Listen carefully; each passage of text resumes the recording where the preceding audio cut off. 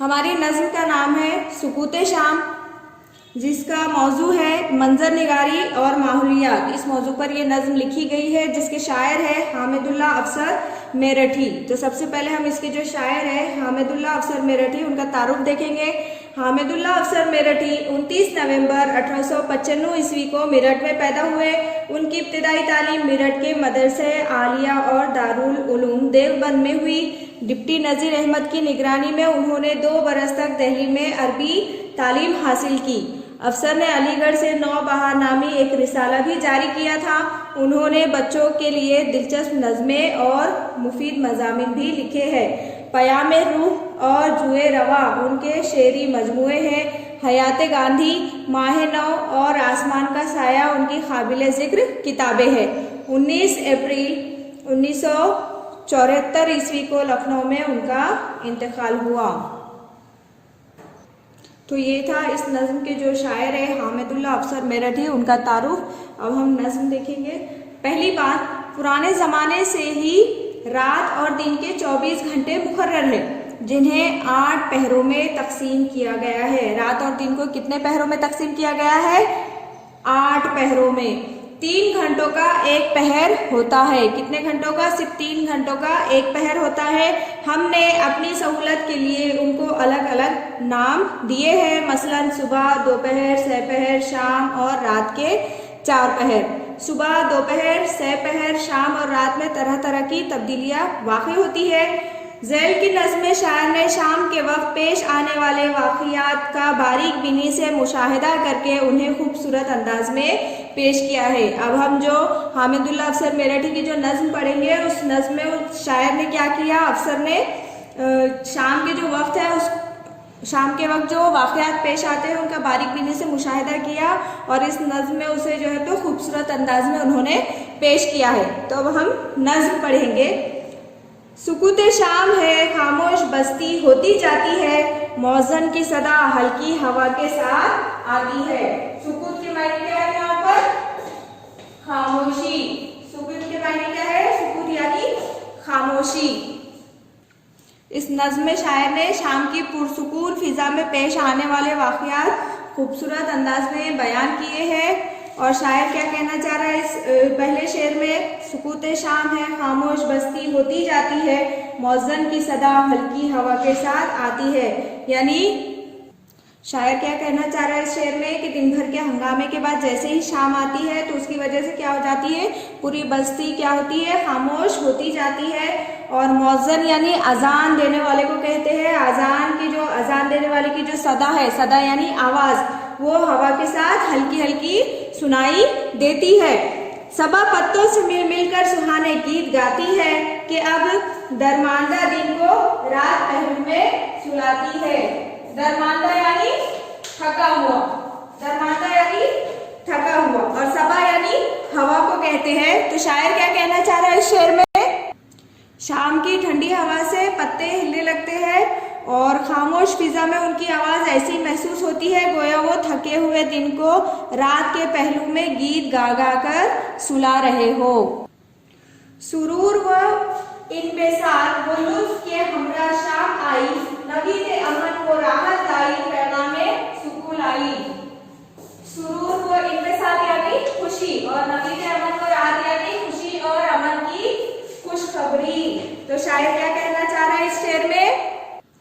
खुशी और लुत्फ के साथ जो है तो हमरा यानी साथ क्या आई है? शाम आई है। और खुशी वो अमन की खुशखबरी का पैगाम भी जो है तो साथ में लेकर आई है।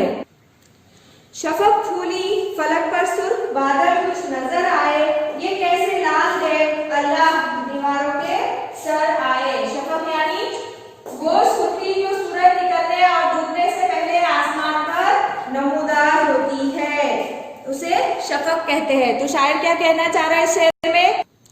शफक की लाली आसमान पर फैल जाती है और बादलों की मुख्तलिफ शक्लें देव की तरह दिखाई देने लगती है। ऐसा महसूस होता है गोया ये बादल दीवारों पर उतर आए हों। चमन की सैर करके लोग अपने अपने घर आए, छतें सुनी पड़ी है खेल कर बच्चे उतर आए। शायर क्या कहना चाहता है इस शेर में कि लोग चमन की सैर से घरों को वापस आते हैं और छतें क्या हो गई, एकदम सूनी पड़ गई, क्योंकि छतों पर जो बच्चे खेल रहे थे वो शाम होने की वजह से वो भी नीचे उतरकर आ गए। चिराग अब रफ्ता रफ्ता हो चले, रोशन मकानों में बसेरे के लिए जाती है चिड़िया आशियानों में। शायर क्या कहना चाह रहा है इस शेर में कि अब जैसे जैसे शाम हो रही है वैसे वैसे क्या हो रहा है, तमाम मकानों में, तमाम घरों में भी अब जो है तो आहिस्ता आहिस्ता चिराग रोशन हो रहे हैं और परिंदे आशियानों की तरफ लौटने लगते हैं। बजा घंटा शिवालय में, पुजारी ने भजन गाया, इबादत और मौसीकी ने हर्षू कैफ फैलाया। तो शिवालय का मीनिंग क्या है यहाँ पर, शिवालय यानी किसे कहते हैं, मंदिर को कहते हैं। कैफ यानी सुरूर और खुशी, कैफ के मायने क्या है, सुरूर या फिर खुशी। शायर क्या कहना चाह रहा है इस शेर में कि शिवालय यानी मंदिर में जो है तो पुजारी ने घंटा बजाया और उसके बाद जो है तो भजन गाना शुरू किया और इबादत और मौसीकी ने क्या किया, हर तरफ सुरूर और खुशी फैलाई है। अकीदत ने बुतों में भी खुदा का हुस्न दिखलाया, कुछ ऐसा दर्द था आवाज में दिल सुन के भर आया। शायर क्या कहना चाह रहा है इसमें, इस शेर में कि जो है तो अकीदत की वजह से जो है तो बुतों में भी खुदा का हुस्न दिखाई दे रहा है और कुछ ऐसा दर्द था आवाज में कि उस दर्द को सुनकर, उस आवाज को सुनकर जो है तो दिल क्या हो गया, भर आ गया, दिल भर आया। खामोशी में यकायक गूंज उठे दीवारों दर सभी, सड़क पर चलने वाले झूमकर गाने लगे खुद भी। शायर क्या कहना चाह रहा है इस शेर में कि खामोशी के अंदर एकदम अचानक क्या हुआ, खामोशी यानी खामोशी और यकायक यानी अचानक। खामोशी में क्या हो गया, एकदम अचानक पूरे दरो दीवार क्या हो गए, सभी गूंज उठे और सड़क पर जो लोग चढ़ रहे थे वो भी झूमकर गाने लगे खुद भी। सहपोश होता जाता है जहां आहिस्ता आहिस्ता, अंधेरा हो चला है पूरा आहिस्ता आहिस्ता। सहपोश होना यानी पूरा शाम हो जाना। तो शायर क्या कहना चाह रहा है इस शेर में, सब तरफ पूरे जहान में आहिस्ता आहिस्ता क्या हो रही है, शाम होती जा रही है, जिसकी वजह से क्या हो रहा है, अंधेरा जो है तो आहिस्ता आहिस्ता हुक्मरान बनते जा रहा है, बादशाह बनते जा रहा है। मिटा जाता है अब दिन का निशान आहिस्ता आहिस्ता, लिए आती है शब अमन व अमा आहिस्ता आहिस्ता। शायर क्या कहना चाह रहा है इस शेर में कि अब जो दिन का जो निशान था वो शाम होने की वजह से आहिस्ता आहिस्ता मिटता जा रहा है। लिए आती है शब अमनो अमा आहिस्ता आहिस्ता, यानी रात क्या कर रही है, आहिस्ता आहिस्ता अमनो अमान सुकून चैन लेकर आ रही है। खामोशी छा रही है, शोरगुल कम होता जाता है, उजाला घट चला तारीक आलम होता जाता है। शायर क्या कहना चाह रहा है इस शेर में कि जैसे जैसे शाम होती है हर तरफ खामोशी छाते जाती है और शोरगुल जो था वो भी अब कम होता जा रहा है और उजाला घट चला तारीक आलम होता जाता है, यानी रात की तारीकी की वजह से क्या हो रहा है, जैसे जैसे शाम हो रही है अंधेरा फैलता जा रहा है और उसकी वजह से जो दिन का उजाला है वो कम होता जा रहा है, घटते जा रहा है और तारीक आलम होता जाता है, यानी पूरी दुनिया में जो है तो तारीकी अंधेरा छाता जा रहा है। यहाँ पे हमारी ये नज़्म का इख्तिताम होता है, ख़त्म होती है।